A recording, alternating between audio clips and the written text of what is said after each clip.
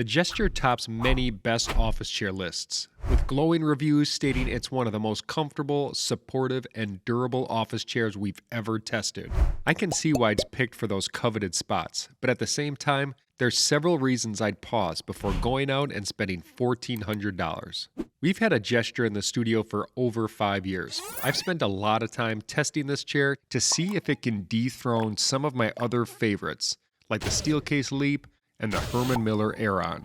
The Leap has the big advantage when it comes to flexibility, and no other chair can match the smooth recline of the Aeron. But you can't overlook the Gesture with a couple features that the other office chair titans can't match. I'll start with my favorite part about the chair, the backrest. I bet you expected I was going to say armrests, but I actually have a big problem with the armrest that I'll share later. The backrest features Steelcase's live back technology, giving you lots of flexibility throughout. I wouldn't say it's as flexible as some of the other high-end chairs like the Leap or even the Embody, but it's still enough so you don't feel locked into one place. One feature that can be difficult to show, but you can definitely feel it, is the concave curve from the lower to upper backrest. This ends up giving you a more cradled or hugging feeling. At 6'2", 200 pounds, I fit very nicely into this curve, but people larger or wider than me may feel this is too pinching in the backrest. The Gesture also deploys a strong curve in the backrest to add support in the lumbar region. You're also able to add an additional lumbar support system. Rather than making a large difference in adding more support, I found this just helped fine-tune the location. If you're really looking to dial in your lumbar support, the Leap is the better option with both height and depth adjustment. Now, speaking of the Leap, did you know that BTOD refurbishes Steelcase Leap and Amiya chairs? Save 50% off brand new and still get a 12-year warranty and free returns. Alright, end of my shameless plug, back to the Gesture. One annoyance I have with the backrest is the amount of movement in the full locked upright position. To get rid of this small amount of tilt, you can tighten up the recline tension. But then when you want to recline, it will be too tight. This isn't a huge deal breaker, but these are the little things that add up when deciding between different chairs. The backrest is only improved by adding the headrest. I'll circle back to that later. First, I'll move on to the seat.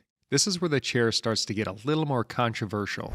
Between the three of us here at BTOD, I've always been the highest on the Gesture, putting it at an A tier comfort overall. I would be really close to putting it in S tier, but I can only go as high as a B for the seat. Before coming to BTOD and having the opportunity to sit in high-end chairs daily, sitting in the Gesture would have felt like the pinnacle of office seating. But being able to compare it to other chairs, I've been able to identify some issues.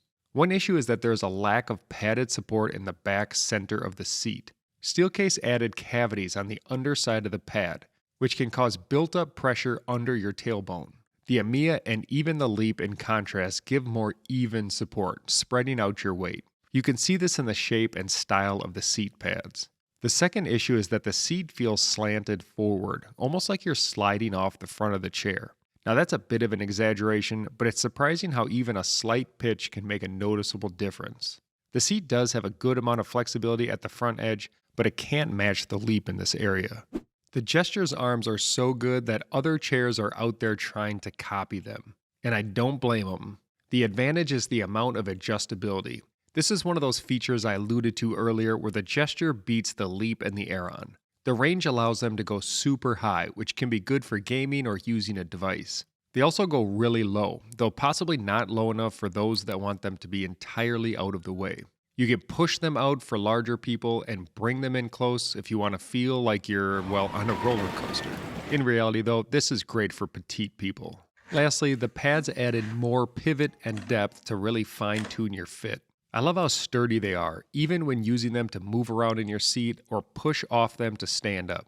But my biggest complaint, and the one thing that keeps these arms out of S tier, is they do have a bit of a downward slope to the outside of the chair. Just like the angled seat pan, it's not a lot, but it's enough to feel it. Basically, I get this slight feeling like my elbows or arms are sliding off of the arm pads. The Gesture has very easy to use adjustments, especially the seat depth knob, which you can turn to adjust while still seated in the chair. The large depth and height range allow for the Gesture to fit a range from about 5'1" to 6'5". Pair that with the large arm width and good sized seat and backrest, and most people up to about 260 pounds should still fit in the chair. The weight rating will say 400 pounds, but that doesn't mean someone 400 pounds will comfortably fit the dimensions of the chair. The Gesture has 5-position backstop, meaning you can stop the recline at 5 different points. The alternative is my favorite way to use the chair, without any lock. This way you can tighten up the recline tension to rest at any position. The integrated headrest is another feature the Leap and Aeron just don't have. Okay, technically the Leap has one, but it's terrible. And you can only get a headrest for the Aeron through a third party. It's only recently that we've had the headrest version in the office, so I've only had months, not years of testing with it. But it's been enough to say that it is an S-tier headrest.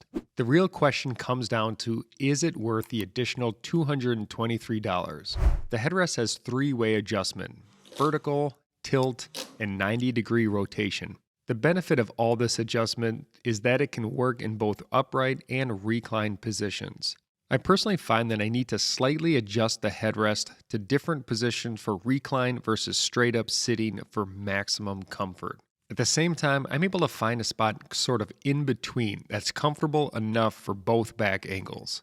So the comfort is definitely there, but it's really personal preference if having the headrest is worth the investment. When making any product purchase over $1,500, you want it to be nice looking, and the Gesture is one of the best looking chairs out there. With modern styling and lots of color options, it's easy to make this chair a centerpiece of your office. This is one area where I think it takes the lead over its Steelcase counterpart and matches the king of office seating. But of course, looks are subjective. Along with all the positives I've said about the chair, there are some issues that might be deal breakers for you keeping this chair. That's where the free return policy can give you some peace of mind. Finally, while the chair is built with the highest quality materials, you'll also have a 12-year warranty on top of that. All things considered, the Gesture still ranks just below the Leap and the Aeron for me. Your decision will need to be guided by your personal preferences. Maybe none of these 3 chairs look like a good fit. If so, check out our full office chair buying guide. The link is in the description.